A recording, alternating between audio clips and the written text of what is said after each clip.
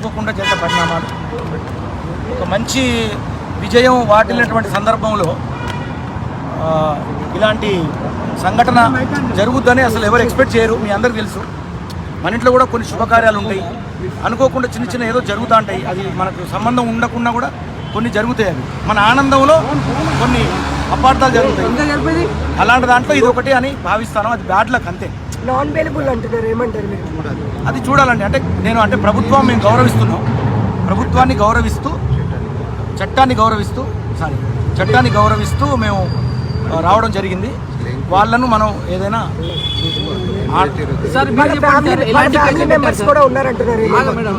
ఎలాంటి కేసులు పెట్టారు? అవి ఎలా?